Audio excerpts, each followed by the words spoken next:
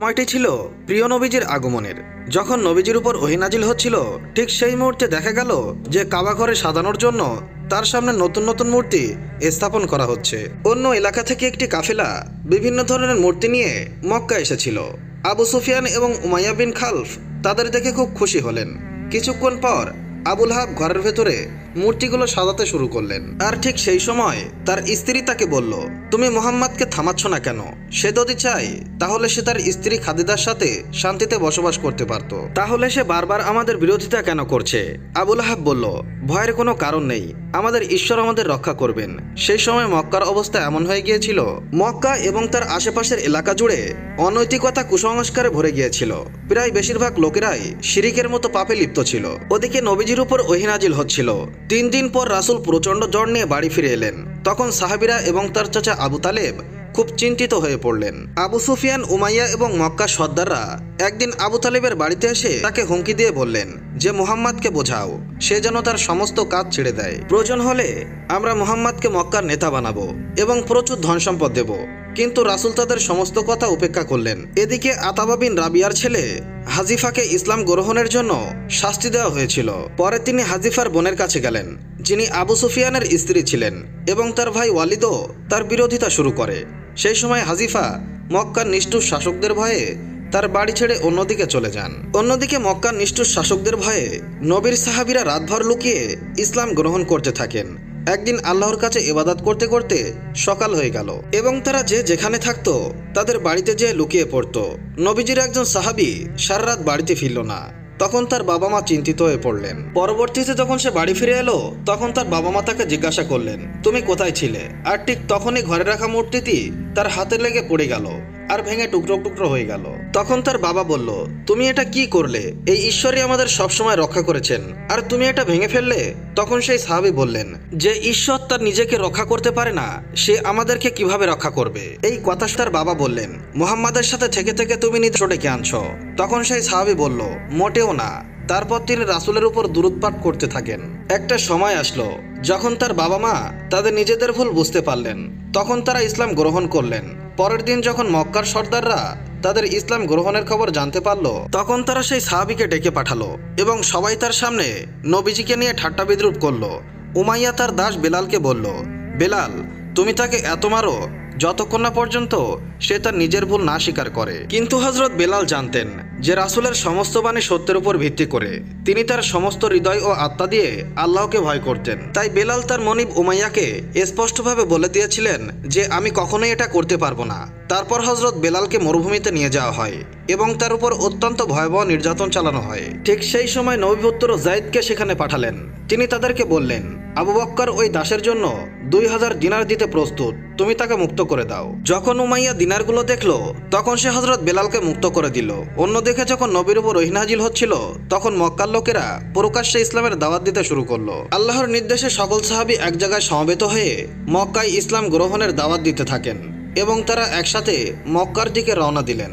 মক্কার কাফের ও মুশরিকরা তাদের উপর বিভিন্নভাবে অত্যাচার শুরু করে, কিন্তু অনেক কষ্ট সহ্য করার পরেও অবশেষে তারা কাবার সামনে পৌঁছাতে সক্ষম হলো। রাতে আবু সুফিয়ান এবং তার স্ত্রী একে অপরের সাথে কথা বলছিলেন। আবু সুফিয়ানের স্ত্রী বলল, একজন নিরক্ষর মানুষের মন থেকে কিভাবে এত সুন্দর এবং সত্য কথা বেরিয়ে আসে? আবু সুফিয়ান বললেন, যেভাবে দিন দিন তাদের সমর্থকরা বাড়ছে, আমাদেরকে কিছু না কিছু করতে হবে। আমাদের সবার আগে মুহাম্মাদের দুর্বল ও অসহায় সাহাবীদের জুলুম ও নির্যাতনের মাধ্যমে ইসলাম ত্যাগ করতে বাধ্য করব। পরের দিন এই সিদ্ধান্ত নেওয়ার সাথে সাথে আবু সুফিয়ান এবং অন্যান্য গোত্রীয় প্রধানরা তারা একসাথে দুর্বল ও অসহায় মুসলমানদের বন্দী করতে শুরু করে এবং তাদের উপর অবিরাম আক্রমণ চালায়। এমনকি নৃশংসভাবে আবু জাহেল হযরত সামিয়ার শরীর রক্তাক্ত অবস্থায় শহীদ করে দেয়। কিছুক্ষণ পর হযরত হামজা, হযরত আব্বাস এবং নবীপুত্র যায়েদ যখন সেখানে পৌঁছে সাহাবীদের করুণ অবস্থা দেখে যায়েদ পরিস্থিতি বুঝে বলল, তোমাদের হাবশায় যাওয়া উচিত, কারণ সেখানকার রাজা একজন অত্যন্ত ন্যায়পরায়ণ ও দায়িত্বশীল এবং উদার। তাই সবাই তখন সেখানে যেতে শুরু করে। এদিকে আবু সুফিয়ান যখন এই খবর পেল, তখন সে তার এক সঙ্গীকে বলল, তুমি এখন হাবশায় যাও এবং দেখো ওই লোকেরা সেখানে গিয়ে কি করছে, আর আমাকে সমস্ত খবর এনে দাও। ওই লোকটিকে পাঠানো হয়েছিল কারণ যদি আবু সুফিয়ানের কার্যকলাপের খবর মক্কার বাইরে ছড়িয়ে পড়ে, তাহলে তার ব্যবসার উপর খারাপ প্রভাব পড়ত। আবু সুফিয়ানের লোকটি তৎক্ষণাৎ হাবশায় পৌঁছে গেল। ওদিকে যখন সবাই হাবশার বাদশাহর দরবারে প্রবেশ করলো, তখন সেখানে উপস্থিত সকলেই রাজার প্রতি শ্রদ্ধা জানিয়ে মাথা নত করল। কিন্তু মক্কা থেকে আগত সেই সাহাবী মাথা নত করেননি। রাজা তাকে জিজ্ঞাসা করলেন, কেন তুমি আমার প্রতি শ্রদ্ধা জানিয়ে মাথা নত করলে না? সাহাবী উত্তর দিলেন, আমি আল্লাহ ছাড়া অন্য কারোর সামনে মাথা নত করি না। আমাদের নবী আমাদের আপনার কাছে পাঠিয়েছেন, কারণ তিনি বলেছেন যে আপনি একজন সত্য ও ন্যায়পরায়ণ রাজা। তারপর হযরত আব্বাস তার দরবারে নবীর অনেকগুলো মুজিজার কথা উপস্থাপন করলেন। বাদশাহ এটা শুনে অবাক হলেন, কারণ হযরত ঈসা আলাইহিসসালামও একই কথা বলেছিলেন। রাজা তৎক্ষণাৎ বুঝতে পারলেন যে ইনি একজন সত্যিকারী নবী। তখন সে আবু সুফিয়ানের লোককে বলল, তুমি যদি আমাকে পাহাড় সমান ধন দৌলত দিতে পারো, তারপরও আমি তাকে আবু সুফিয়ানের লোকের হাতে তুলে দেব না। আবু সুফিয়ানের লোকটি চুপচাপ ফিরে এসে বলল, হাবশা রাজা বলেছেন যে যদি সে আমাকে পাহাড়ের সমান ধন দৌলত দেয়, তবুও সে ওই লোকদের ফেরত পাঠাবে না। এইসব শুনে আবু সুফিয়ান খুব দুঃখিত হলেন।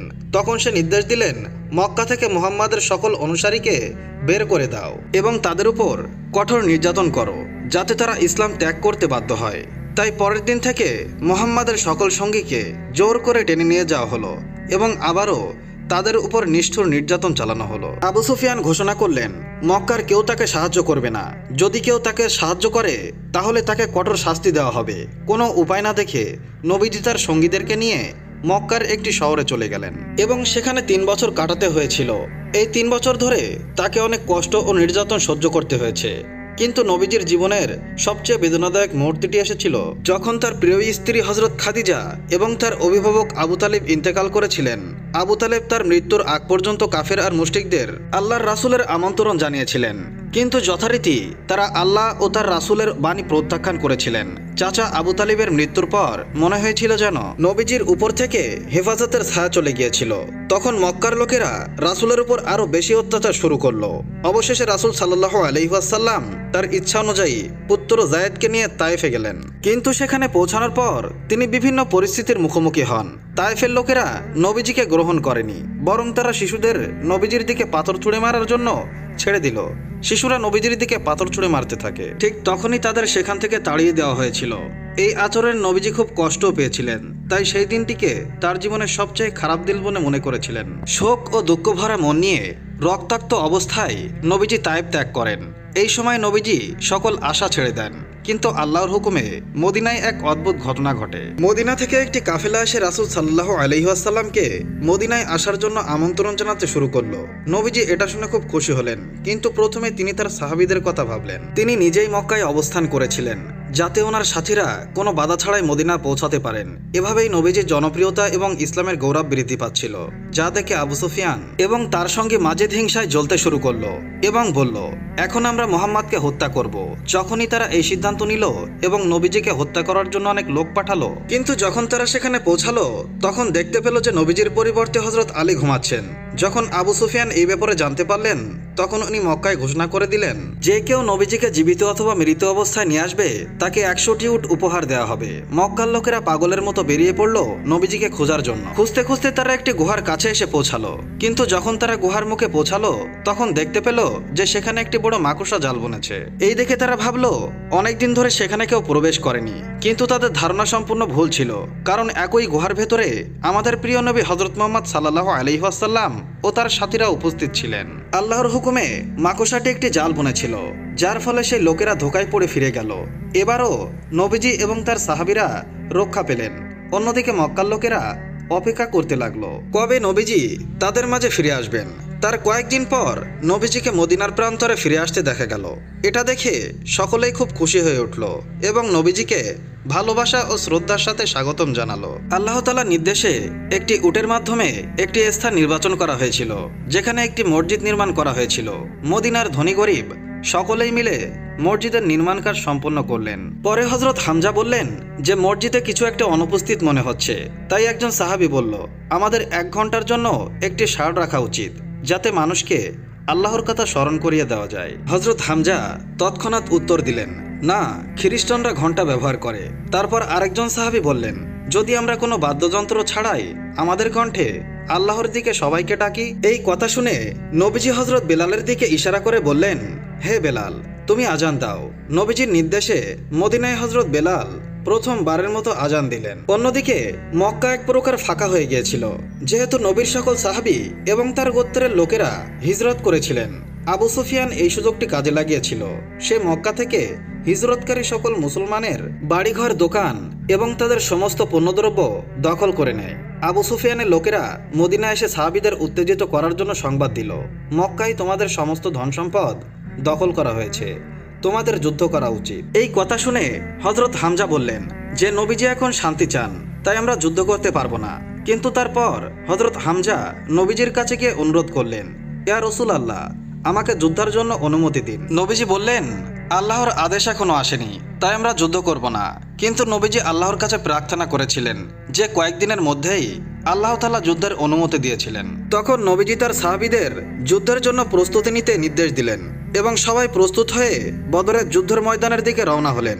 মুসলমানরা সেখানে গিয়ে যুদ্ধের ময়দানে কানুর এক পাশে তাদের তাঁবু স্থাপন করলেন। ঠিক সেই সময় মক্কার একজন ব্যক্তি হঠাৎ একটি খবর নিয়ে আসে, মুহাম্মদ আর তার সাথীরা যুদ্ধের জন্য মক্কার দিকে আসছে।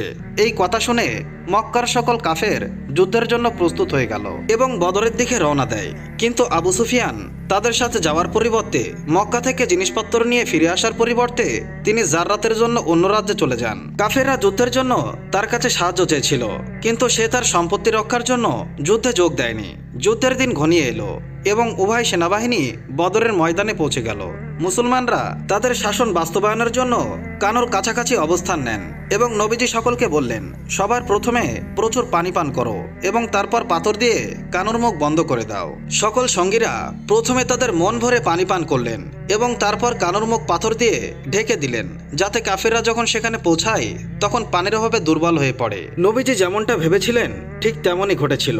তারপর যখন তারা সেখানে পৌঁছালো তখন তারা প্রচণ্ড তৃষ্ণায় মরিয়া হয়ে উঠেছিল, কিন্তু তাদের বিশাল সৈন্য সংখ্যা থাকা সত্ত্বেও তারা যুদ্ধের জন্য শারীরিক দুর্বল হয়ে পড়ে। এটি ছিল একটি কঠিন লড়াই, যা প্রচুর রক্তপাতের মধ্য দিয়ে শুরু হয়েছিল। কিন্তু সবচেয়ে বড় সুসংবাদটি ছিল যে আবু সুফিয়ান ব্যতীত সেই যুদ্ধে অনেক বড় নেতা নিহত হন। মাত্র ৩১৩ জন সাহাবী নিয়ে নবীজি বদরের যুদ্ধে এক মহান বিজয় অর্জন করেন। এই যুদ্ধ মুসলমানদের শক্তিকে ব্যাপকভাবে বৃদ্ধি করে। আবু সুফিয়ান যখন তার ব্যবসা শেষ করে মক্কায় ফিরে আসেন, তখন তিনি খবর পান যে মুহাম্মদ বদরে বিজয় অর্জন করেছেন। বদরের যুদ্ধে মুহাম্মাদের বিজয়ের কথা শুনে তিনি নবীর উপর আরও ক্ষিপ্ত হয়ে ওঠেন। অন্যদিকে আবু সুফিয়ানের স্ত্রী হিন্দা বিন আতবার বাবা এবং তার ভাইকে ওই যুদ্ধে হযরত হামজা হত্যা করেন, তাই তিনি প্রতিশোধের আগুনে জ্বলছিলেন। আবু সুফিয়ানের সেনাবাহিনীতে একজন লোক ছিল যে তীরন্দাজে খুব দক্ষ ছিল এবং তার লক্ষ্য সঠিক ছিল। আবু সুফিয়ানের স্ত্রী সেই তীরন্দাজের কাছে গেলেন এবং তাকে বললেন, যদি তুমি হযরত হামজাকে হত্যা করো, আমি তোমাকে প্রচুর স্বর্ণমুদ্রা দেব এবং তোমাকে মুক্ত করে দেব। এভাবেই 1 বছর কেটে গেল। তারপর একদিন একজন সাহাবী মক্কা থেকে খবর নিয়ে এলেন, বদর যুদ্ধের প্রতিশোধ নিতে মক্কাবাসীরা আরেকটি যুদ্ধের প্রস্তুতি নিচ্ছে, আর তাদের সংখ্যা মুসলমানদের তুলনায় অনেক বেশি। এই খবরটি সেই সময় মুসলমানদের জন্য চিন্তার বিষয় ছিল। সময় কেটে গেল এবং অবশেষে যুদ্ধের দিনটি এসে গেল। উভয় সেনাবাহিনী উহুদের পাহাড়ের সামনে মুখোমুখি হয়েছিল। নবীজি সাহাবীদের দুটি দলে বিভক্ত করেছিলেন। এক দল যুদ্ধ করবে, দ্বিতীয় দল জাবাল রুমাত পর্বতের উপর দাঁড়িয়ে পাহারা দেবে, যাতে শত্রুপক্ষ পিছন থেকে আক্রমণ করতে না পারে। নবীজি বারবার তাদের সতর্ক করে দিয়েছিলেন যে যাই ঘটুক না কেন পাহাড় ছাড়া যাবে না। এরপর যুদ্ধ শুরু হয়। এই সময় আবু সুফিয়ানের স্ত্রীর মনোনীত মাহির তীরন্দাজ সুযোগটি কাজে লাগিয়ে হযরত হামজাকে আক্রমণ করলেন। হযরত হামজা শহীদ হয়ে গেলেন। এই দেখে মুসলমানরা খুব রেগে গেল এবং কাফেররা পালিয়ে যেতে শুরু করলো এবং মুসলমানরা বুঝতে পারলো তারা যুদ্ধে জয়লাভ করেছে। এটা দেখে পাহাড়ে উপস্থিত সঙ্গীরাও নেমে এলেন। এটাই ছিল তাদের সবচেয়ে বড় ভুল। আবু সুফিয়ান খালিদ বিন ওয়ালিদকে আগে থেকে নিযুক্ত করেছিলেন এবং তিনি চারদিক থেকে যুদ্ধ পর্যবেক্ষণ করছিলেন। পাহাড় থেকে নেমে আসার সাথে সাথে খালিদ বিন ওয়ালিদ তার সেনাবাহিনী নিয়ে পিছন দিক থেকে আক্রমণ করলেন। হঠাৎ করে মুসলমানরা পেছন দিক থেকে আক্রমণের সম্মুখীন হন। অনেক মুসলিম শহীদ হন এবং পরিস্থিতির অবনতি ঘটে। অবশেষে মুসলিমরা পরাজিত হয় আর যুদ্ধ শেষ হয়ে যায়। যুদ্ধ শেষ হওয়ার পর আবু সুফিয়ানের স্ত্রী হযরত হামজার মৃতদেহের কাছে পৌঁছান। তিনি তার বুক টুকরো টুকরো করে কেটে ফেললেন এবং তার কলিজা চিবানোর চেষ্টা করল। সময়ের সাথে সাথে নবীজি এবং তার সাহাবীরা ইসলাম প্রচারের জন্য একটি বিশাল কাফেলা নিয়ে যাত্রা শুরু করলেন। পথিমধ্যে খালিদ বিন ওয়ালিদ তার সেনাবাহিনী নিয়ে আক্রমণ করার জন্য উপস্থিত হলেন, কিন্তু মুসলমানদের ভালো আচরণ খালিদ বিন ওয়ালিদকে মুগ্ধ করেছিল। কিছু না বলে সেখান থেকে চলে গেল। অন্যদিকে নবীজি মক্কার কাফেরদের সামনে একটি শর্ত রেখেছিলেন, 10 বছর ধরে কেউ কাউকে আক্রমণ করবে না। এটি ছিল মুসলমানদের জন্য সবচেয়ে বড় সুযোগ। সেই 10 বছরের মুসলমানরা সারা বিশ্বে ইসলাম প্রচারের পরিকল্পনা করেছিলেন। নবীজি ইসলামের প্রচারের জন্য তার সাহাবীদের বিভিন্ন দেশে তাবলিগে প্রেরণ করেছিলেন। দিন দিন ইসলাম দ্রুত ছড়িয়ে পড়তে শুরু করেছিল। অনেক কাফের এবং মুশরিকরা ইসলাম গ্রহণ করতে থাকে। এমনকি খালিদ বিন ওয়ালিদ, যে উহুদের যুদ্ধে মুসলমানদের পরাজিত করেছিলেন, তিনিও ইসলাম গ্রহণ করেছিলেন। একদিন কিছু কাফের ও মুশরিক হঠাৎ করে মুসলমানদের কাফেলার উপর আক্রমণ করে। অনেক সাহাবী শহীদ হয়েছিলেন। তখন সবাই আবু সুফিয়ানের চালাকি বুঝতে পারে। আবু সুফিয়ান ওয়াদা ভঙ্গ করে ফেলেছিল।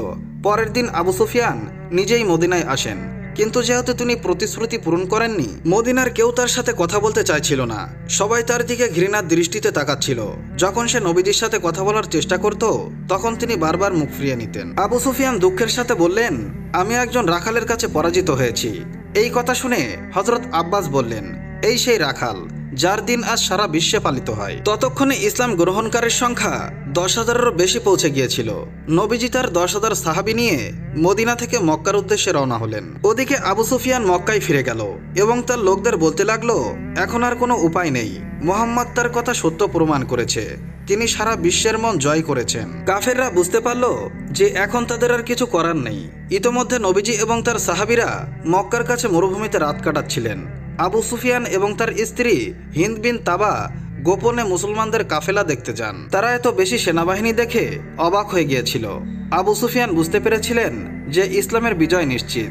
তিনি নবীজির কাছে গিয়ে ইসলাম গ্রহণ করলেন। পরের দিন নবীজি তার বিশাল কাফেলা নিয়ে মক্কায় প্রবেশ করলেন। নবীজি মক্কাকে খুব ভালোবাসতেন। মুসলমানরা তাদের সর্বশক্তি দিয়ে তা জয় করেছিল। নবীজি সকলের সামনে ঘোষণা করলেন যে আজ আমি আমার সমস্ত শত্রুদের ক্ষমা করে দিচ্ছি। আজ থেকে তোমরা সবাই মুক্ত। এই সময় নবীজি অনুভব করলেন যে তার জীবনের শেষ দিনগুলি ঘনিয়ে আসছে। তাই তিনি তার জীবনের শেষ হজ করার সিদ্ধান্ত নিলেন, যা বিদায় হজ নামে বিখ্যাত ছিল। এই হজে নবীজি বলেছিলেন, হয়তো আগামী বছর আমি তোমাদের মধ্যে থাকবো না। গরিবদের তাই খাওয়াও যা তুমি নিজে খাও, তাদের তাই পরাও যা তুমি নিজে পরো। মনে রেখো, একদিন তোমাদের সকলকে আল্লাহর সামনে দাঁড়াতে হবে আর তোমাদের সমস্ত কাজের হিসাব দিতে হবে। নবীজি তার সাহাবীদের অসংখ্য উপদেশ দিয়েছিলেন, আর এভাবেই ইসলামের বাণী সারা বিশ্বে ছড়িয়ে পড়ে। হযরত মুহাম্মদ সাল্লাল্লাহু আলাইহি ওয়াসাল্লামের শেষ কথাগুলো ছিল, আমি তোমাদের কাছে দুটি জিনিস রেখে যাচ্ছি, আল্লাহর কিতাব কুরআন এবং আমার শিক্ষা। এটা তোমাদের জন্য আলো এবং পথ নির্দেশনের উৎস। আপনি আপনার পুরো জীবন কঠোর পরিশ্রম এবং ত্যাগের মধ্যে আমাদের ইসলামের নাম দিয়েছেন। আপনি আপনার উম্মতের কল্যাণের কথা ভেবেছেন এবং শেষ নিঃশ্বাস পর্যন্ত আপনার উম্মতের জন্য দোয়া করেছেন। তাই আমাদের প্রিয় নবী হযরত মুহাম্মদ সাল্লাল্লাহু আলাইহি ওয়াসাল্লামের সকল অলিগণের শিক্ষাকে দৃঢ়ভাবে আঁকড়ে ধরো এবং কোরআনের আলোয় তোমাদের জীবন পরিচালনা করো।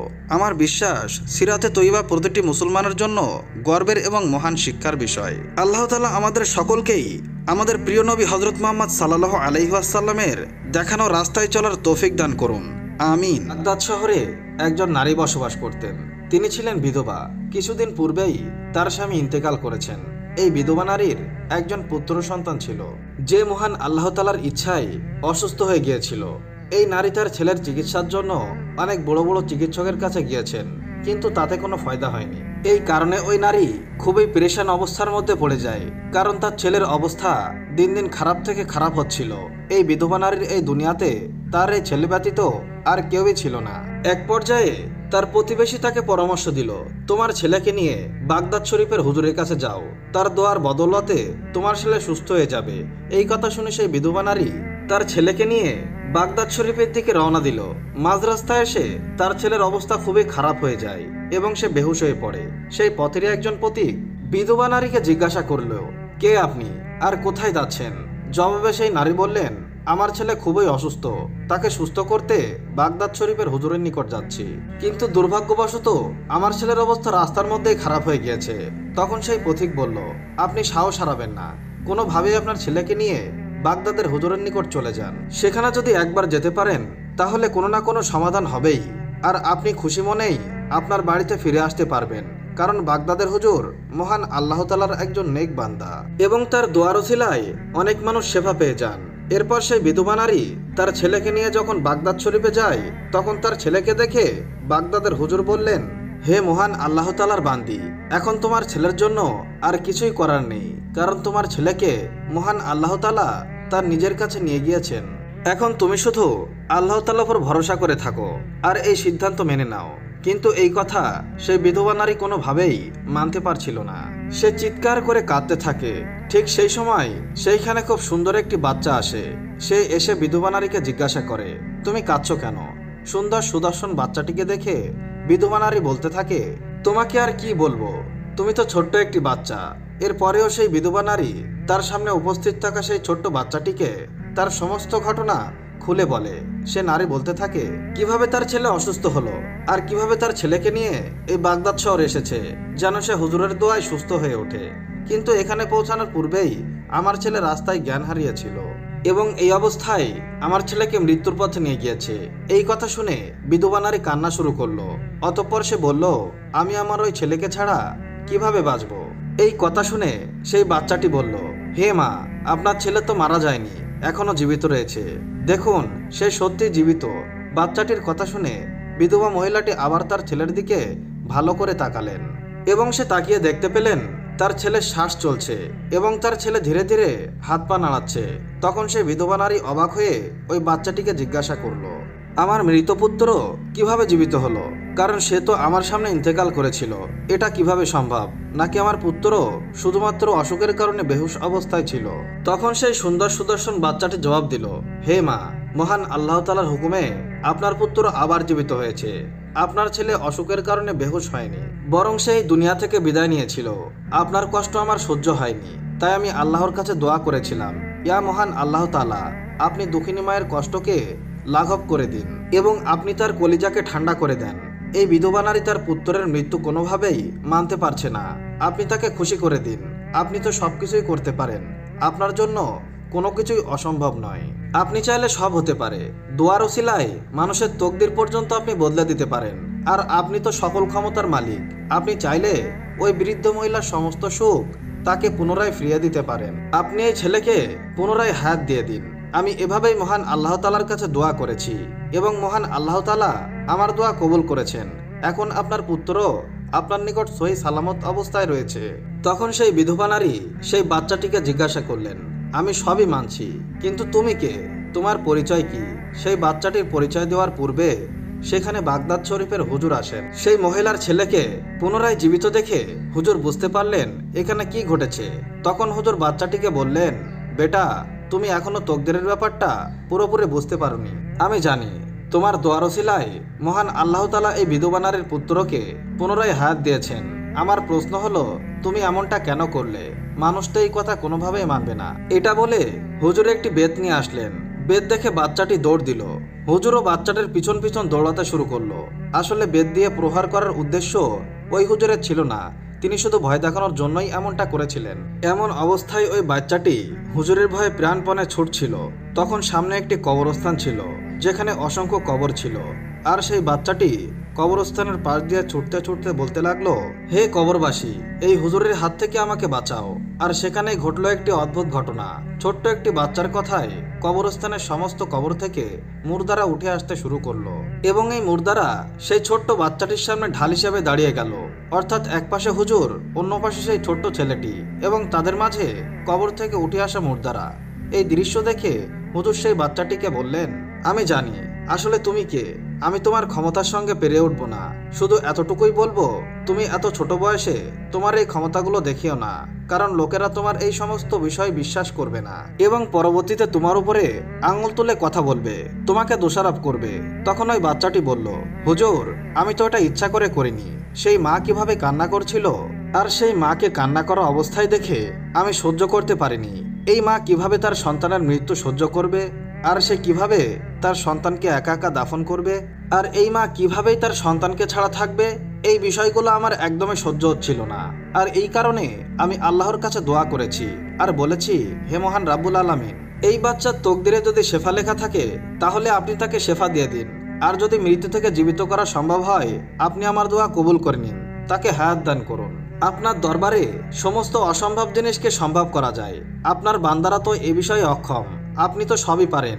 হে মহান রাব্বুল আলামিন, আপনি আমার দোয়া কবুল করুন। এমন দোয়া করার সাথে সাথে আমি দেখতে পাই যে ওই বাচ্চাটি পুনরায় জীবিত হয়ে গিয়েছে। হুজুর, এখন আপনি বলুন আমি এখানে কি ভুল করেছি? সুপ্রিয় দর্শক, ওই বাচ্চাটি ছিলেন ইমামুল আউলিয়া গাউসুল আজম বড় পীর আব্দুল কাদের জিলানী রহমতুল্লাহি আলাই। বড় পীর আব্দুল কাদের জিলানী রহমতুল্লাহি আলাইহের উপস্থিতি ছিল প্রত্যেকের জন্য রহমত স্বরূপ। তাকে জিন এবং মানুষ উভয় মেনে চলত। তার বয়ান প্রত্যেকে অত্যন্ত মনোযোগ সহকারে শুনত, যার কারণস্বরূপ সকলেই বরকতপ্রাপ্ত হতো। তার সম্মান এতই উঁচু ছিল যে তার কথা বা হুকুম শুধুমাত্র মানুষ নয়, জিনেরাও মেনে চলত। একটি সাপ তাকে প্রতিদিন অনুসরণ করত এবং তার কথা দূর থেকে বসে বসে শুনত। আসলেই এই সাপটি ছিল একটি দুষ্ট জিন। এই জিনটি সাপের রূপ ধরে বড় পীরকে বিপদে ফেলতে চাইতো, কিন্তু অনেকদিন ধরে পরিকল্পনা করার পরেও সে তার বড় কোনো ক্ষতি করতে পারছিল না। তার সাহস হতো না বড় পীরের উপর হামলা করার। এই দুষ্টু জিন যখনই আসতো সে দেখতো সেখানে অনেক মানুষের সমাগম রয়েছে। তাদের মধ্যে কেউ কেউ বড় পীরের কথা শুনে কান্নাকাটি করত, কিন্তু সাপটির দৃঢ় শপথ ছিল যে গাউসুল আজমকে তার অনেক আমল থেকে যেভাবেই হোক সরিয়ে ফেলবে এবং বড় পীরকে গোমরাহিতে পতিত করবে। এই পরিকল্পনা মাফিক সাপের রূপ ধারণ করে থাকা জিনটি বড় পীরের দরবারে এসে চুপচাপ বসে থাকতো, যেন বড় পীরকে তার ইমানের পথ থেকে সরিয়ে দেওয়া যায়। সে সবসময় বড় পীরের আশেপাশে অবস্থান করত, কিন্তু অনেক চেষ্টার পরেও সে কোনোভাবেই সফল হতে পারছিল না। একদিন এই সাপরূপী জিনটি শয়তানের সাহায্য নেয় আর বলে, আমি আল্লাহ তাআলার ওই অলিকে পাপের মধ্যে ডুবিয়ে দিতে চাই। লোকেরা তার জন্য দেওয়ানা হয়ে আছে, তার বয়ান শোনার জন্য পাগল হয়ে থাকে, তাকে খুবই সম্মান করে। আমার এই ব্যাপারগুলো একদমই ভালো লাগে না। হে শয়তান, তুমি আমাকে শক্তি দাও যেন আমি তার পথের কাঁটা হয়ে দাঁড়াতে পারি। সে যেন কাউকে ইমানের পথে আনয়ন করতে না পারে, সে যেন আর কাউকে কালেমা না পড়াতে পারে।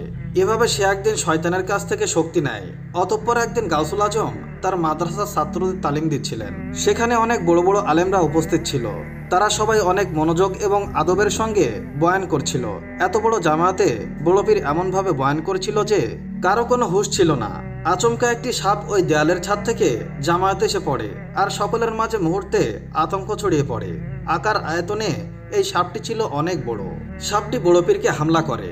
তা দেখে লোকেরা ভয়ে সেখান থেকে পালাতে থাকে, কিন্তু কিছু কিছু মানুষ যারা বড় পীরকে ভালোবাসতো তারা বড় পীরের চিন্তায় পেরেশান হয়ে ওঠে। কিন্তু বড় পীর তার জায়গা থেকে একটুও নড়লেন না। তার চেহারায় কোনো ভয় বা আতঙ্কের ছাপ ছিল না, বরং তিনি নিশ্চিন্ত বসেছিলেন। তিনি তখনও তার বয়ান থামাননি।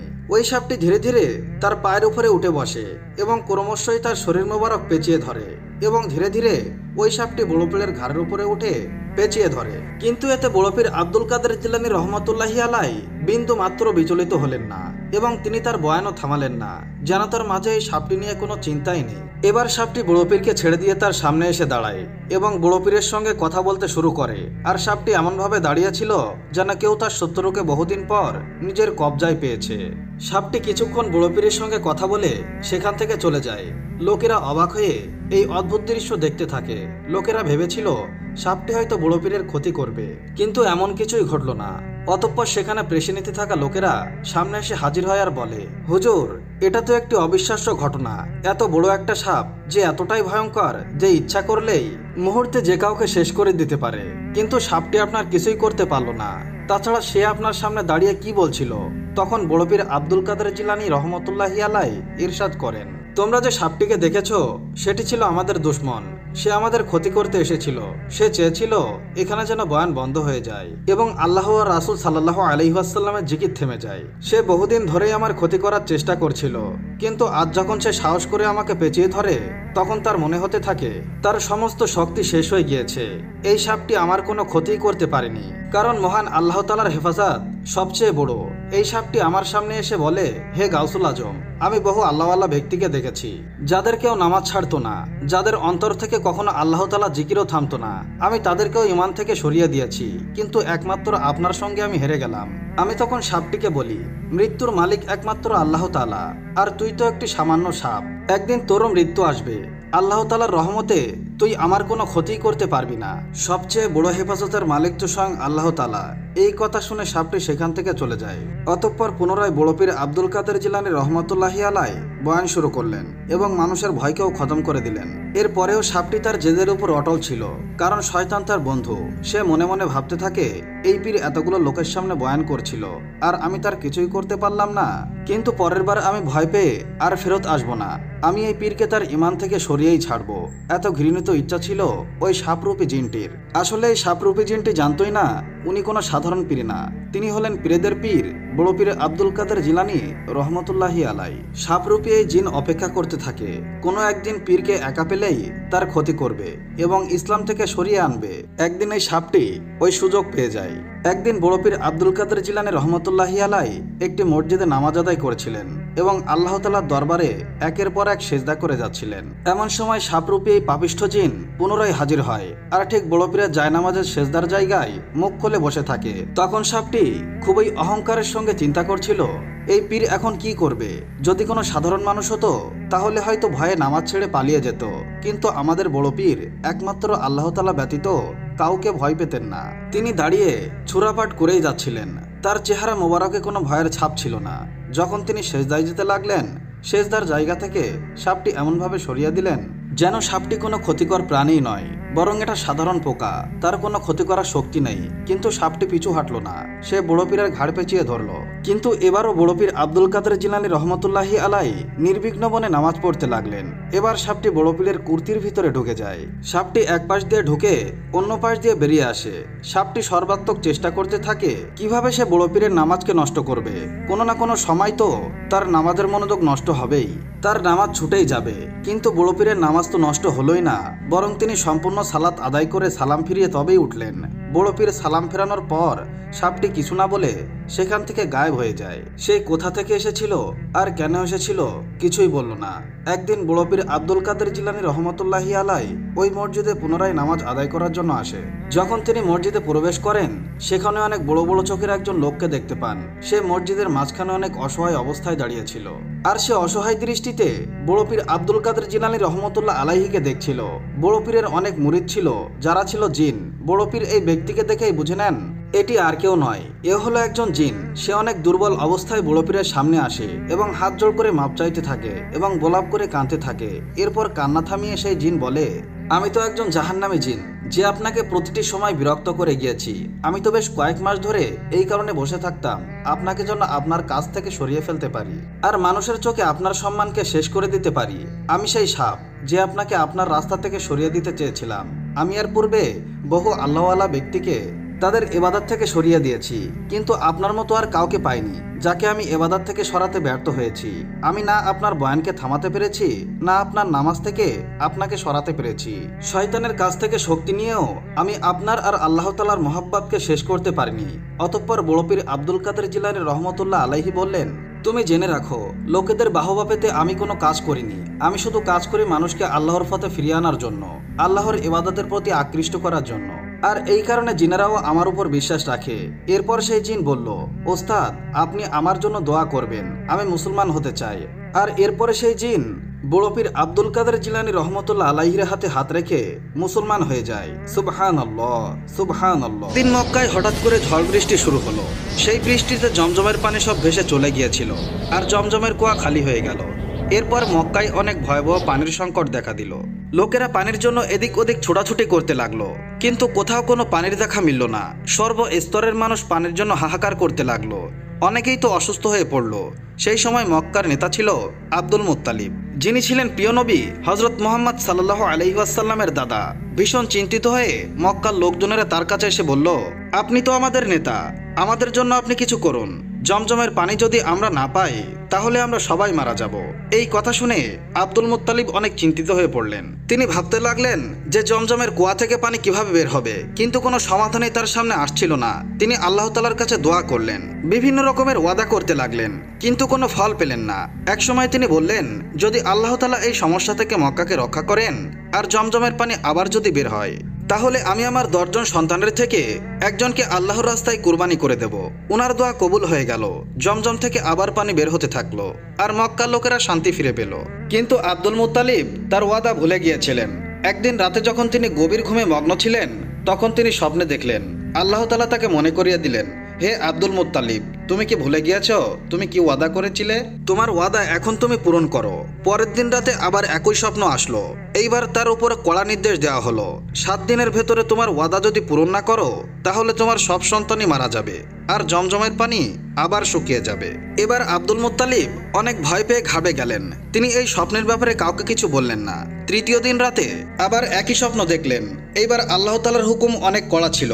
আব্দুল মুত্তালিব, আর বেশি দেরি করো না, তোমার 10 জন সন্তানের ভেতর থেকে একজনকে কুরবানি করো। এবার তিনি অনেক ভয় পেয়ে গেলেন। পরের দিন তিনি তার সব ছেলেদেরকে ডাকলেন। ছেলেরা যখন চলে আসলো তখন হযরত আব্দুল মুত্তালিব তাদেরকে তার স্বপ্নের কথা বলল। হে আমার প্রিয় সন্তানেরা, আমি আল্লাহ তাআলার কাছে ওয়াদা করেছিলাম, যদি জমজমের পানি আবার বের হতে থাকে তাহলে আমি তোমাদের মধ্য থেকে একজনকে আল্লাহর রাস্তায় কুরবানি করে দেব। এখন আল্লাহ তাআলার হুকুম চলে এসেছে যেন আমি আমার ওয়াদা পূরণ করি।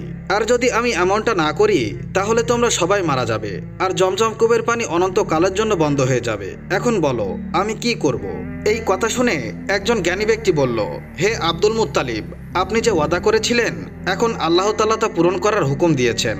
আপনাকে আপনার 10 জন পুত্র সন্তানের মধ্য থেকে একজনকে কুরবানি দিতে হবে। এই কথা শুনে হযরত আব্দুল মুত্তালিব অনেক চিন্তিত হয়ে পড়লেন। তিনি চিন্তাভাবনা করতে লাগলেন তার কোন পুত্রকে কুরবানি করবেন। ওনার কাছে তার সমস্ত সন্তানেরাই প্রিয় ছিল।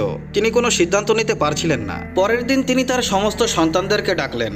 সর্বপ্রথম তিনি তার বড় ছেলে হযরত আব্বাসকে জিজ্ঞাসা করলেন, বাবা, আমি আল্লাহ তাআলার কাছে ওয়াদা করেছিলাম, যদি জমজমের কুয়ায় আবার পানি ভরে যায় তাহলে আমি তোমাদের মধ্য থেকে একজনকে কুরবানি করে দেব। এখন আমার ওয়াদা পূরণ করতে হবে। হযরত আব্বাস এই কথা শুনে চমকে উঠলেন আর বললেন, আব্বাজান, এ কেমন ওয়াদা? আমি এটা পূরণ করতে পারবো না। তারপর তিনি তার দ্বিতীয় পুত্র হযরত হামজাকে বলল, বাবা, তুমি আমার এই ওয়াদা পূরণ করে দেবে? হযরত হামজা উত্তরে বললেন, আব্বাজান, আপনি এটা কেমন ওয়াদা করেছেন? আমি আমার জীবন দিয়ে এই ওয়াদা পূরণ করতে পারবো না। এইভাবে তিনি যখন তার বাকি পুত্রদের কাছে জিজ্ঞাসা করলেন তখন কেউ কুরবানি হওয়ার জন্য রাজি হলো না। এবার সময় আসলো ওনার সবচেয়ে প্রিয় পুত্র হযরত আব্দুল্লাহর, যিনি আমাদের প্রিয় নবী হযরত মুহাম্মদ সাল্লাল্লাহু আলাইহি ওয়াসাল্লামের পিতা ছিলেন। হযরত আব্দুল মুত্তালিব তার 9 জন পুত্রকে বললেন, তোমরা কুরবানির জন্য প্রস্তুত হও। কিন্তু কেউ সম্মতি দিল না। তখন তিনি খুব চিন্তিত ও পেরেশান হয়ে গেলেন। এটা দেখে হযরত আব্দুল্লাহ, যে সবার ছোট ছিল, তিনি তার পিতার নিকটে এসে বলল, আব্বাজান, আপনি অনেক চিন্তিত মনে হচ্ছে, কিন্তু আমি বুঝতে পারছি না আপনি কি নিয়ে এত চিন্তিত।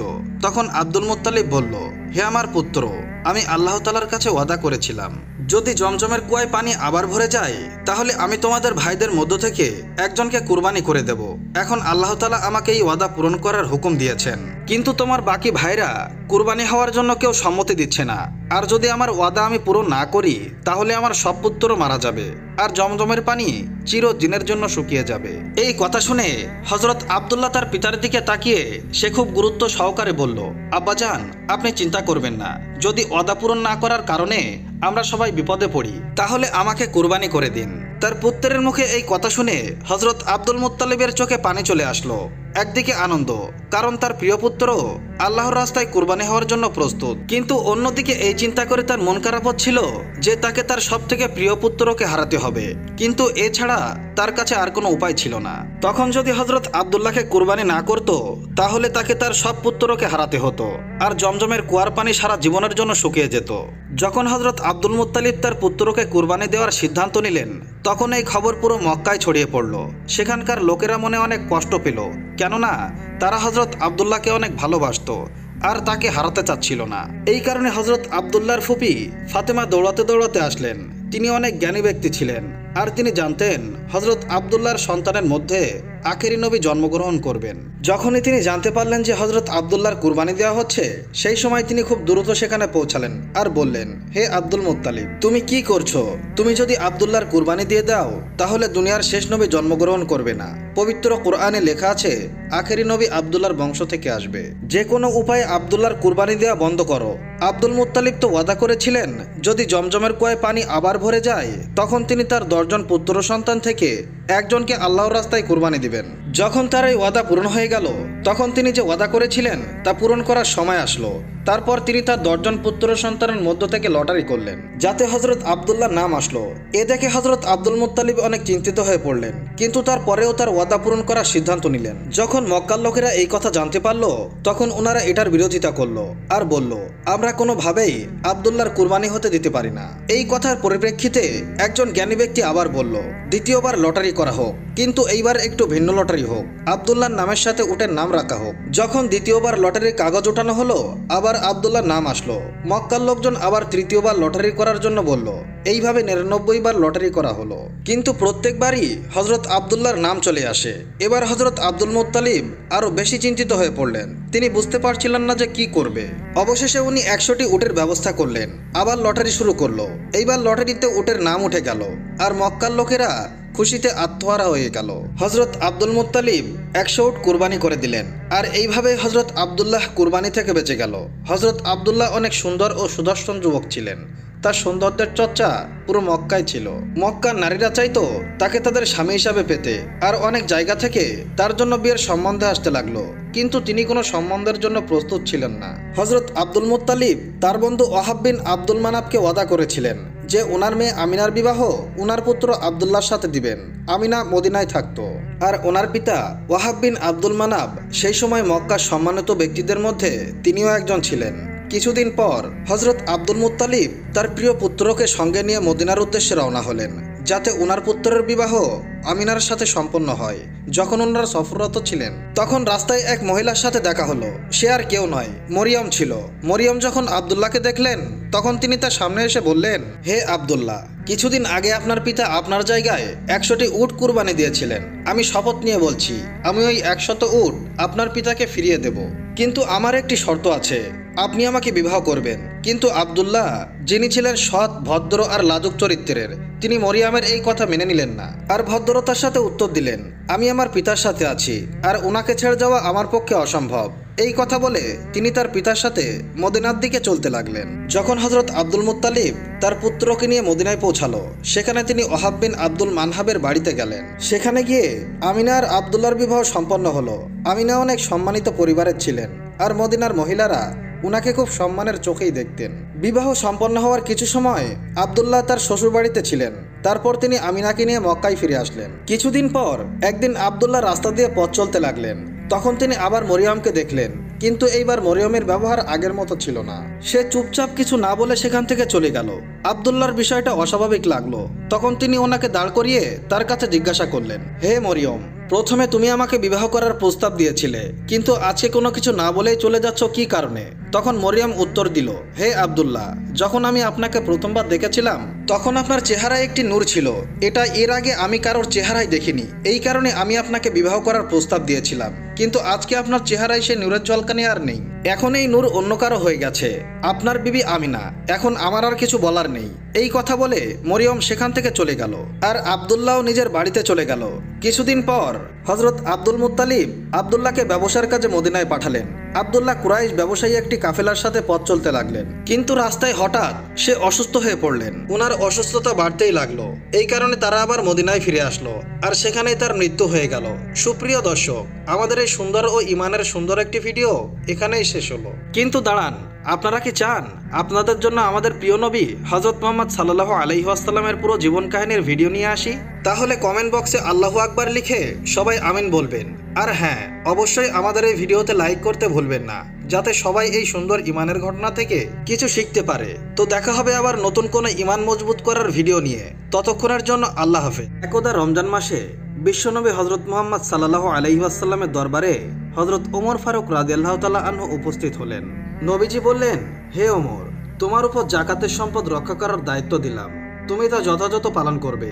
বিশ্বনবী সাল্লাল্লাহু আলাইহি ওয়াসাল্লামের পক্ষ হতে যাদের সম্পদ রক্ষা করার দায়িত্ব দেওয়া হয়েছিল তা নিয়ে হযরত ওমর ফারুক রাদিয়াল্লাহু তাআলা আনহু নিজ গৃহে ফিরে গেলেন। তখন বিশ্বনবী রোজা অবস্থায় ছিলেন। রোজা রেখেই তিনি মক্কা থেকে হিজরত করেন। এক সময় এক গভীর জঙ্গলের মাঝপথে এসে উপস্থিত হলেন। সেখানে তিনি একটি হরিণ দেখতে পেলেন, যেটা এক ইহুদি বেঁধে রেখেছিল।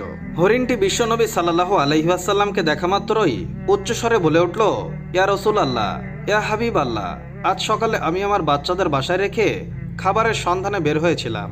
তখন এক ইহুদি আমাকে বন্দি করে ফেলে। সকাল থেকে সে আমাকে আটকে রেখেছে। হে আল্লাহর নবী, আমার দুধের বাচ্চারা ক্ষুধার্ত, আমি তাদেরকে সকাল থেকে দুধ খাওয়াতে পারিনি। হয়তো তারা এখন অনেক অস্থির হয়ে পড়েছে, তাদের গলা দুধ না পাওয়ার কারণে শুকিয়ে গেছে। হে আল্লাহর নবী, আমি শেষবারের মতো আমার বাচ্চাদের সাথে একবার দেখা করতে চাই। দয়া করে আপনি আমার জন্য কোনো ব্যবস্থা করে দিন। হরিণের এ আকুলতা শুনে দয়াল নবী হযরত মুহাম্মদ সাল্লাল্লাহু আলাইহি ওয়াসাল্লামের অন্তর কেঁদে উঠল।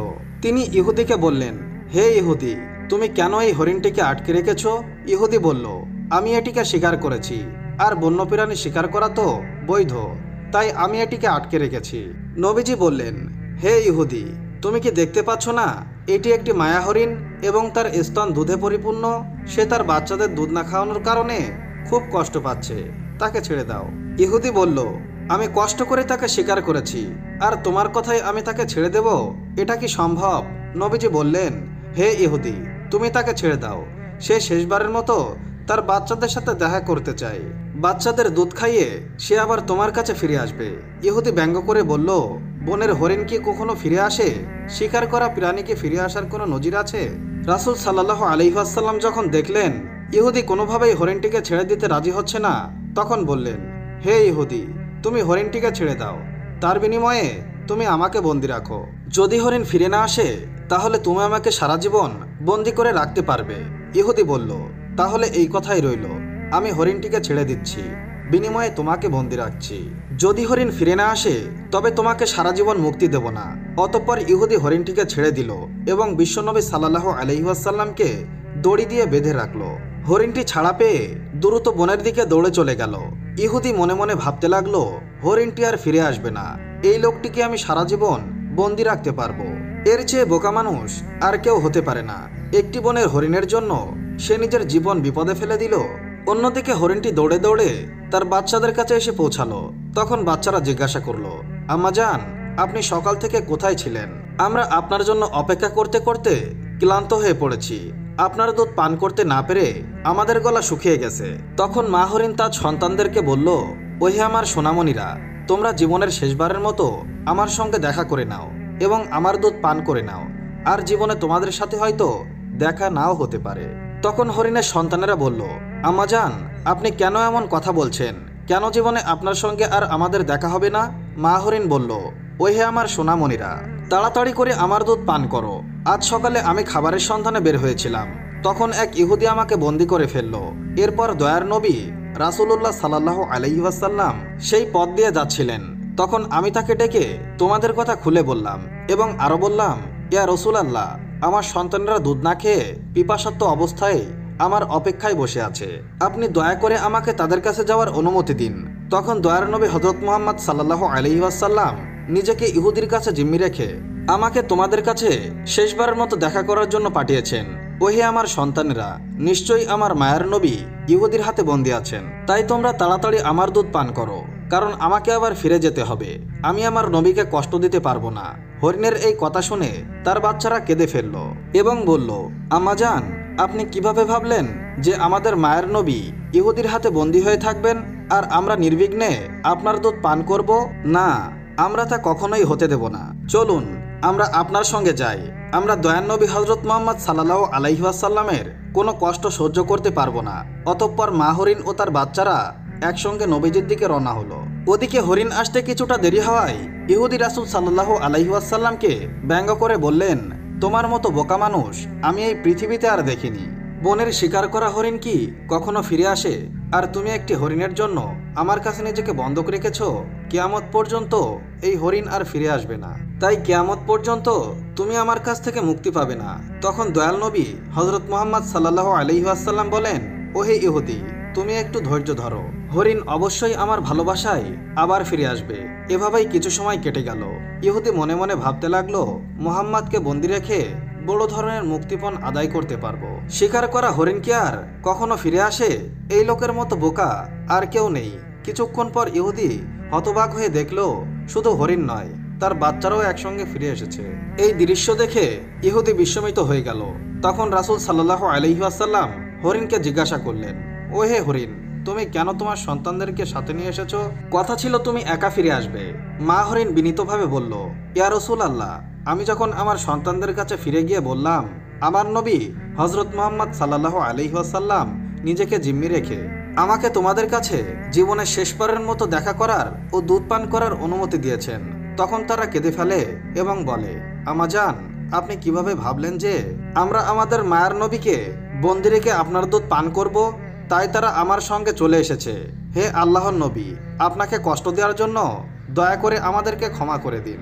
অতঃপর বিশ্বনবী সাল্লাল্লাহু আলাইহি ওয়াসাল্লাম ইহুদির দিকে তাকিয়ে বললেন, ওহে ইহুদি, এই দেখো তোমার শিকার করা হরিণ ফিরে এসেছে। শুধু সে একা নয়, তার সমস্ত সন্তানেরাও ফিরে এসেছে। এখন তুমি যা ইচ্ছে তাই করতে পারো। রাসূলুল্লাহ সাল্লাল্লাহু আলাইহি ওয়াসাল্লাম ইহুদিকে উদ্দেশ্য করে বললেন, আর তুমি একথা মনে রেখো, আমি কোনো সাধারণ মানুষ নই। আমি শুধু মানুষের জন্য পথ প্রদর্শক। আমি বন জঙ্গলের পশু পাখি এবং সমগ্র জাহানের নবী।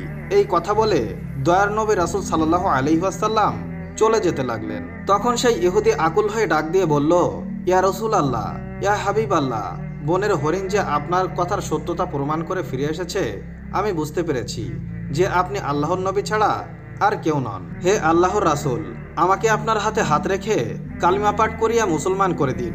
এই হরিণ আমার আর কোনো কাজে লাগবে না, বরং আমি চাই আমি আপনার গোলামিতে থেকে ইসলামের পথে চলি। অতঃপর সেই ইহুদি রাসূল সাল্লাল্লাহু আলাইহি ওয়াসাল্লামের হাতে হাত রেখে ঈমান গ্রহণ করলো এবং মুসলমান হয়ে গেল। সুবহানাল্লাহ। আরেকদিনের ঘটনা, যখন হযরত মুহাম্মদ সাল্লাল্লাহু আলাইহি ওয়াসাল্লাম মদিনায় হিজরত করেন, তখন অনেক বিস্ময়কর ঘটনা ঘটে। হিজরতের সময় নবী করিম সাল্লাল্লাহু আলাইহি ওয়াসাল্লাম হযরত আবু বকর সিদ্দিক রাদিয়াল্লাহু তাআলা আনহু গাটসাওয়ার নামক এক গুহায় আশ্রয় নেন। তখন মক্কার কুরাইশরা নবীজিকে হত্যার উদ্দেশ্যে খুঁজতে খুঁজতে গুহার খুব কাছাকাছি চলে আসে। হযরত আবু বকর সিদ্দিক রাদিয়াল্লাহু তাআলা আনহু আতঙ্কিত হয়ে বললেন, হে আল্লাহর রাসূল, যদি তারা আমাদের দেখতে পায় তবে আমাদের আর রক্ষা নেই। তখন দয়ার নবী সান্ত্বনা দিয়ে বললেন, হে আবু বকর, আমরা এখানে দুজন নই, আমাদের সঙ্গে রয়েছেন মহান আল্লাহ তাআলা। আল্লাহর কুদরতে তখন একটি মাকড়সা এসে গুহার মুখে জাল বিস্তার করলো। পাশাপাশি একটি কবুতর এসে সেখানে বাসা বাঁধলো ও ডিম পাড়লো। কুরাইশরা গুহার কাছে এসে বলল, যদি কেউ এই গুহার ভিতরে প্রবেশ করত তবে এখানে মাকড়সার জাল থাকতো না, পাখির বাসা ও ডিম থাকতো না। তারা ধারণা করলো গুহায় কেউ প্রবেশ করেনি এবং তারা ফিরে গেল। এভাবে আল্লাহ তার প্রিয় নবীকে রক্ষা করলেন। গুহায় 3 দিন অবস্থান করার পর রাসূল সাল্লাল্লাহু আলাইহি ওয়াসাল্লাম ও হযরত আবু বকর সিদ্দিক রাদিয়াল্লাহু তাআলা আনহু মদিনার পথে রওনা হলেন। কিছুদূর যাওয়ার পর তারা একটি তাঁবু দেখতে পেলেন। সেই তাঁবুর বাইরে এক মহিলা বসেছিলেন। তার নাম ছিল উম্মে মাবাদ রাদিয়াল্লাহু তাআলা আনহা। তিনি তখনও ইসলাম গ্রহণ করেননি, তবে ছিলেন শত অতিথিপরায়ণ। রাসূল সাল্লাল্লাহু আলাইহি ওয়াসাল্লাম তাকে জিজ্ঞাসা করলেন, আপনার কাছে কিছু খাওয়ার মতো আছে কি? উম্মে মাবাদ রাদিয়াল্লাহু তাআলা আনহা বললেন, হে পথিক, আমার কাছে তেমন কিছুই নেই, শুধু একটি বকরি আছে, কিন্তু সে এতই দুর্বল যে দুধও দিতে পারে না। তখন নবীজি বললেন, আমি কি বকরির দুধ দহন করতে পারি? উম্মে মাবাদ বললেন, অবশ্যই, যদি পারেন তবে চেষ্টা করে দেখুন। হযরত আবু বকর সিদ্দিক রাদিয়াল্লাহু তাআলা আনহু এই বকরিটি নবীজির কাছে নিয়ে আসলেন।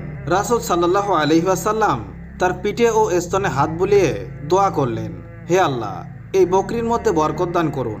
সঙ্গে সঙ্গে বকরির স্তন দুধে পরিপূর্ণ হয়ে গেল আর দুধ বের হতে লাগলো। উম্মে মাবাদ বিস্মিত হলেন। তখন রাসূলুল্লাহ সাল্লাল্লাহু আলাইহি ওয়াসাল্লাম বললেন, একটি পাত্র নিয়ে আসুন। উম্মে মাবাদ রাদিয়াল্লাহু তাআলা আনহা একটি বড় পাত্র নিয়ে এলেন, যা থেকে 9 থেকে 10 জন মানুষ তৃপ্তি সহকারে দুধ পান করতে পারে। রাসূলুল্লাহ সাল্লাল্লাহু আলাইহি ওয়াসাল্লাম প্রথমে দুধ দহন করলেন এবং উম্মে মাবাদ রাদিয়াল্লাহু তাআলা আনহাকে দুধ দিলেন এবং তিনি তা তৃপ্তি সহকারে পান করলেন। এরপর নবীজি পরিবারের সবাইকে দুধ পান করালেন। সবশেষে তিনি নিজেও পান করলেন। তারপর রাসূল সাল্লাল্লাহু আলাইহি ওয়াসাল্লাম আবার বকরির স্তনে হাত বুলিয়ে দোয়া করলেন এবং উম্মে মাবাদকে সেই বকরিটি দিয়ে দিলেন। অতঃপর তিনি সেখান থেকে রওনা হলেন। সন্ধ্যায় উম্মে মাবাদের স্বামী তামিম ইবনে আব্দুল উজ্জা রাদিয়াল্লাহু তাআলা আনহু বাড়িতে ফিরলেন। তিনি তার বকরিগুলোকে চড়িয়ে ফিরছিলেন। তিনি ঘরে এত দুধ দেখে অবাক হয়ে বললেন, এত দুধ কোথায় পেলে? আমাদের ঘরে তো দুধ দেওয়ার মতো কোনো বকরি নেই। উম্মে মাবাদ রাদিয়াল্লাহু তাআলা আনহু উত্তরে বললেন, আজ আমাদের এখানে এক মহান ব্যক্তি এসেছিলেন। তামিম বিস্মিত হয়ে জিজ্ঞাসা করলেন, তাদের চেহারা কেমন ছিল? উম্মে মাবাদ বর্ণনা দিতে শুরু করলেন। তাদের মুখ ছিল উজ্জ্বল, চোখ ছিল দীপ্তময় ও দীর্ঘ, তাদের কণ্ঠস্বর ছিল নরম ও তারা ছিলেন মধ্যম উচ্চতার, না খুব লম্বা না খুব খাটো। তাদের কথা এতই মধুর ছিল যে শুধু শুনতেই ইচ্ছে করত। তাদের দাড়ি ছিল ঘন কালো, তাদের দিকে একবার তাকালে দৃষ্টি ফেরাতে মন চাইতো না।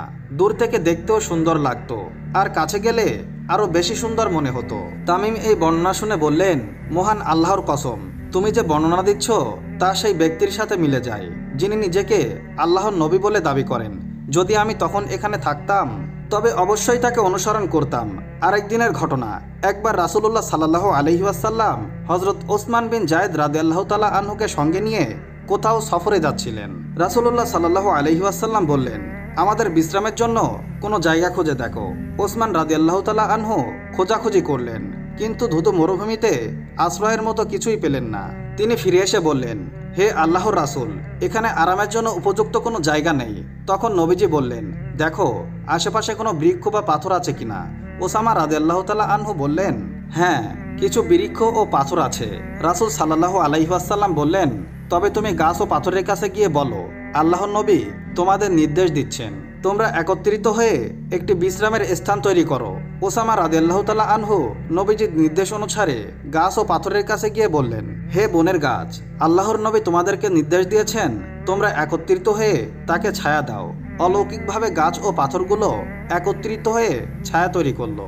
রাসূল সাল্লাল্লাহু আলাইহি ওয়াসাল্লাম সেই গাছের আড়ালে গিয়ে বিশ্রাম নিলেন। বিশ্রাম শেষে তিনি ওসামাকে বললেন, এখন তুমি গাছগুলোর কাছে গিয়ে বলো, আল্লাহর নবী তোমাদেরকে নির্দেশ দিচ্ছেন তোমরা আবার নিজ নিজ স্থানে ফিরে যাও। ওসামা রাদিয়াল্লাহু তাআলা আনহু গাছগুলোর কাছে গিয়ে নবীজির নির্দেশ দিলেন। সঙ্গে সঙ্গে গাছগুলো যেখান থেকে এসেছিল সেখানেই ফিরে গেল। সুবহানাল্লাহ। একদা হযরত ঈসা আলাইহিস সালাম একটি কবরস্থানের পাশ দিয়ে যাচ্ছিলেন। হঠাৎ তিনি দেখলেন একজন বৃদ্ধা মহিলা একটি কবরের পাশে বসে কান্না করছেন। এই ঘটনাটি দেখে হযরত ঈসা আলাইহিস সালাম সেই বৃদ্ধার কাছে গিয়ে তার কান্নার কারণটি জিজ্ঞাসা করলেন। তখন সেই বৃদ্ধা মহিলা বলল, আমি একজন অনাথ অসহায় অবলা মহিলা। আমার এই পৃথিবীতে একটিমাত্র পুত্র সন্তান ব্যতীত আর কেউ ছিল না। আমার সেই পুত্র সন্তানটি অকালে মৃত্যুবরণ করেছে, অথচ সেই ছিল আমার একমাত্র ভরসা। এই কবরেই তাকে দাফন করা হয়েছে। তাকে দাফন করার পর থেকে এখনো অবধি আমি এখানে বসেই কান্না করছি। যতদিন আমাকে আল্লাহ সুবহানাহু ওয়া তাআলা দুনিয়াতে রাখবেন ততদিন পর্যন্ত আমি এখানে বসেই কান্না করে যাব। বৃদ্ধার এই অদ্ভুত কথা শুনে হযরত ঈসা আলাইহিস সালাম বললেন, আপনার সেই পুত্র যদি আবার জীবিত হয়ে ওঠে তাহলে কি আপনি এখান থেকে চলে যাবেন? জবাবে বৃদ্ধা বলল, হে আল্লাহর নবী, সত্যিই যদি এমনটি ঘটে তাহলে তো অবশ্যই আমি এখান থেকে ফিরে যাব। হযরত ঈসা আলাইহিস সালাম বৃদ্ধার এই উত্তর শুনে 2 রাকাত নামাজ আদায় করলেন। অতঃপর তিনি উচ্চস্বরে বললেন, হে অমুকের পুত্র, তুমি আল্লাহর হুকুমে জলদি উঠে আসো। ঈসা আলাইহিস সালামের আহ্বানে কবর থেকে বৃদ্ধার মৃত্যু সন্তানটি জীবিত হয়ে উঠে আসলো এবং সে হযরত ঈসা আলাইহিস সালামকে লক্ষ্য করে বলল, হে আল্লাহর নবী, আপনি কি উদ্দেশ্যে আমাকে ডেকে তুললেন? আমি তো এই কবরে খুব শান্তিতে ছিলাম, আপনি কেন আমাকে জাগ্রত করলেন? তখন হযরত ঈসা আলাইহিস সালাম তার মাতার সমস্ত ঘটনা খুলে বললেন। তা শুনে সে মাতার নিকট নিজের অবস্থার কথা বর্ণনা করল। সেই বৃদ্ধ মহিলাটি সন্তানের এই অবস্থার কথা শুনে অত্যন্ত খুশি হলো। অতঃপর সেই বৃদ্ধার পুত্রটি হযরত ঈসা আলাইহিস সালামকে বলল, হে আল্লাহর নবী, আপনি আমার জন্য দোয়া করুন। আমি যে অবস্থায় এতদিন যাবৎ কবরে ছিলাম এখনো যেন সেই অবস্থায় ফিরে যেতে পারি। অতঃপর হযরত ঈসা আলাইহিস সালাম তার জন্য পুনরায় আল্লাহ রাব্বুল আলামিনের দরবারে দোয়া করলেন। অতঃপর বৃদ্ধার পুত্র পুনরায় আবারও কবরে প্রবেশ করল। আর হযরত ঈসা আলাইহিস সালামের এই অলৌকিক মজেজা বহু বনি ইসরায়েলগণ প্রত্যক্ষ করল, কিন্তু তারপরেও তারা হযরত ঈসা আলাইহিস সালামের উপর ঈমান আনল না। একদা হযরত ঈসা আলাইহিস সালাম তার কিছু সঙ্গী সাথী নিয়ে নুসাইবিন শহরের অভিমুখে রওনা করলেন। যথাসময়ে তিনি উক্ত শহরের উপকণ্ঠে এসে পৌঁছালেন। অতঃপর তিনি তার অনুসারীদেরকে লক্ষ্য করে বললেন, হে আমার অনুসারীগণ, তোমাদের মধ্যে মজবুত ঈমান ও এমন সাহসী ব্যক্তি কে আছো যে রাজ্যের মধ্যে ঢুকে আওয়াজ দিয়ে বলতে পারবে, আল্লাহর নবী হযরত ঈসা আলাইহিস সালাম আগমন করেছেন। তোমরা সকলেই এসে তার খাঁটি ধর্মের দীক্ষা গ্রহণ করো। আল্লাহর নবী হযরত ঈসা আলাইহিস সালামের এই কথা শুনে ইয়াকুব নামক এক ব্যক্তি বলল, হে আল্লাহর নবী, আপনার এই দাওয়াত আমি শহরের অধিবাসীদের কাছে পৌঁছে দেব। আপনি আমার জন্য আল্লাহ রাব্বুল আলামিনের দরবারে দোয়া করবেন। ইয়াকুবের এই কথার পরে তুমান ও সামান নামক দুই ব্যক্তি বললেন, হে আল্লাহর নবী, আমরাও আপনার এই দাওয়াত শহরের অধিবাসীদের কাছে পৌঁছে দিতে চাই, আপনি আমাদের জন্য দোয়া করবেন। এরপরে তারা তিনজন শহরের অভিমুখে রওনা করলেন। অতঃপর হযরত ঈসা আলাইহিসসালাম তার অন্যান্য অনুসারীদেরকে লক্ষ্য করে বললেন, ইয়াকুব এখন অবশ্য সকলের আগেই আমার নির্দেশ পালনের প্রস্তুত হয়েছে, কিন্তু মনে হচ্ছে সে আমাকে সকলের আগেই পরিত্যাগ করে যাবে। কিন্তু তোমার সম্পর্কে তদ্রূপ ঘটবে না, যার ফলে তাকে যথেষ্ট বিপদে লিপ্ত হতে হবে। ওদিকে আল্লাহর নবী হযরত ঈসা আলাইহিসসালামের তিনজন দূত নুসাইবিন শহরের মধ্যে ঢুকে একটি স্থানে উপনীত হলো। সেখানে পৌঁছে সামাউন তার দুইজন সাথীকে লক্ষ্য করে বলল, তোমরা শহরের ভিতরে অগ্রসর হও, সেখানে লোকজনকে ডেকে আল্লাহর নবী হযরত ঈসা আলাইহিসসালামের আগমনের সংবাদ দাও, আমি এখানে অবস্থান করি। তোমাদের উপর যদি কোনো বিপদ আপদ এসে উপনীত হয় তাহলে আমি তোমাদেরকে উদ্ধার করার চেষ্টা করব। তার প্রস্তাবে রাজি হয়ে ইয়াকুব ও তুমান শহরের অধিবাসীদের কাছে এসে উপস্থিত হলো এবং তাদেরকে ডাক দিয়ে বলল, হে নসিমিন শহরের অধিবাসীরা, আল্লাহর নবী হযরত ঈসা রুহুল্লাহ তোমাদেরকে সরল সঠিক পথ দেখানোর জন্য তোমাদের শহরে আগমন করেছেন। তোমরা সকলে এসে তার ধর্মে দীক্ষিত হও। যদি তোমরা তার ধর্মে দীক্ষিত হও এবং আল্লাহকে ইলাহ বলে স্বীকার করো এবং তাকে নবী বলে স্বীকার করো, তাহলে দুনিয়া ও আখিরাত উভয় জাহান তোমাদের জন্য কল্যাণকর হবে। বলা বাহুল্য যে নসিমিন শহরের বাদশা ছিল কাফের এবং প্রজারাও ছিল কাফের। যখন আল্লাহর নবী হযরত ঈসা আলাইহিসসালামের দূতেরা তাদেরকে ইসলামের দিকে আহ্বান করলেন, তখন তারা তাদেরকে ধমকের সুরে বলল, তোমাদের এত বড় স্পর্ধা যে তোমরা আমাদের ধর্ম পরিত্যাগ করে নতুন এক ধর্মে দীক্ষিত হওয়ার কথা বলছো। তোমাদের মধ্যে আওয়াজ দিয়ে এই কথাটি কে বলল? তখন ইয়াকুব ভয়ে অস্থির হয়ে পড়ল এবং নিজের কথা অস্বীকার করে সে তুমানকে দেখিয়ে বলল, এই লোকটি এসব কথা বলেছে, আমি বলিনি, তোমরা আমাকে ক্ষমা করে দাও এবং কোনো শাস্তি দিতে হলে তাকেই দাও। তখন লোকজন তোমানকে ধরে নিয়ে গিয়ে বাদশার কাছে উপস্থিত করলো। বাদশা তখন তোমানকে জিজ্ঞাসা করলো, তোমাদের সেই নবীর ব্যাপারে আমাকে অবহিত করো, কিভাবে সে এই দুনিয়াতে আগমন করেছে, তার পিতামাতা কে, তার বংশ পরিচয় কি? তখন তোমান বলল, তিনি আল্লাহর নবী ঈসা রুহুল্লাহ, তিনি পিতা ছাড়া এই দুনিয়াতে আগমন করেছেন। তার জন্ম আল্লাহ রাব্বুল আলামিনের এক অপার কৃপা। তোমানের কথা শুনে বাদশা বলল, যে লোকের জন্ম হয়েছে এভাবে, তাকে আবার তুমি রুহুল্লাহ ও আল্লাহর নবী কোন মুখে বলতে চাও? এরূপ কথা আর কখনোই বলবে না। আর এরূপ কথা বলে তুমি যে অপরাধ করেছ, সেই অপরাধ স্বীকার করে তোমাকে এখনই তওবা করতে হবে। তোমাকে এই বলে তওবা করতে হবে যে জীবনে আর তুমি কখনো এরকম কথা বলবে না। তুমি যদি তওবা করো তাহলে আমি তোমাকে ক্ষমা করে দিব, আর যদি তওবা না করো তাহলে তোমাকে কঠিন শাস্তি গ্রহণ করতে হবে। তোমান বাদশার কথায় বিন্দুমাত্র ভীতু না হয়ে বলল, হে বাদশা, আপনি আমাকে যা ইচ্ছা শাস্তি দিতে পারেন, কিন্তু আমি জীবন থাকতে কখনো এই কথাও বিশ্বাস পরিত্যাগ করব না। তখন বাদশা রেগে আগুন হয়ে তার কর্মচারীদেরকে নির্দেশ দিলেন, তোমরা এই অভদ্র লোকটির চোখগুলো উপড়ে ফেলো এবং তার হাত পা কেটে তাকে একটি কদর্য স্থানে ফেলে রাখো। বাদশার নির্দেশ মতো তার হাত পা কেটে তাকে একটি নিকৃষ্ট স্থানে ফেলে রাখা হলো। ওদিকে সামান যখন জানতে পারলেন বাদশা তোমানের সাথে এই আচরণ করেছেন, তখন তিনি বাদশার দরবারে উপস্থিত হয়ে বললেন, হে মহামান্য বাদশা, আপনি আমাকে হুকুম দিলে আমি তোমানের কাছে গিয়ে কিছু কথা জিজ্ঞেস করতাম আর শুনে আসতাম সে ঈসার ব্যাপারে কি বলে, অতঃপর তা আপনাকে এসে জানিয়ে দিতাম। বাদশা বলল, তুমি অবাধে যেতে পারো। অতঃপর বাদশা সামাউনের সাথে তার কিছু প্রহরীকে পাঠিয়ে দিল। তাদেরকে সঙ্গে নিয়ে তিনি তোমানের কাছে উপস্থিত হলেন এবং তাকে জিজ্ঞাসা করলেন, হে তোমান, তুমি যে ঈসাকে আল্লাহর নবী ও রুহুল্লাহ বলছো, তার নিকট এমন কি নিদর্শন আছে যা দেখলে তার নবুয়াত সম্পর্কে মনের সন্দেহ দূরীভূত হবে? তোমান বললেন, তিনি অলৌকিক ক্ষমতার গুণের অধিকারী। তিনি ল্যাংড়া, অন্ধ ও লুলা এবং জটিল রোগীকে আরোগ্য দান করেন। তোমানের এই কথা শুনে সামান বললেন, এসব কাজ তো চিকিৎসক দ্বারাও হয়ে থাকে, অন্য কোনো নিদর্শনের কথা বলো। তোমান বলল, লোকজন তাদের ঘরের মধ্যে যে সকল খাবার লুকিয়ে রাখে এবং তারা গৃহের মধ্যে বসে যে সকল খাবার আহার করে, হযরত ঈসা আলাইহিসসালাম বাইরে বসে তার সংবাদ বলে দিতে পারেন। সামান বললেন, অভিজ্ঞ গণকও তো নির্ভুল গণনার মাধ্যমে এই সকল সংবাদ বলে দিতে পারেন। তার নবী হওয়ার বিষয়ে এইসব কোনো নিদর্শন হতে পারে না। যদি তার নিকট অন্য কোনো নিদর্শন থাকে তাহলে সেই কথা বলো। তোমান বলল, হযরত ঈসা আলাইহিসসালাম মাটি দ্বারা পাখি নির্মাণ করে তার মধ্যে ফুৎকার দিলে সেই পাখি জীবিত হয়ে আকাশে উঠতে পারে। তখন সামান বললেন, এ জাতীয় কাজ তো অনেক জাদুকররাও করতে পারে।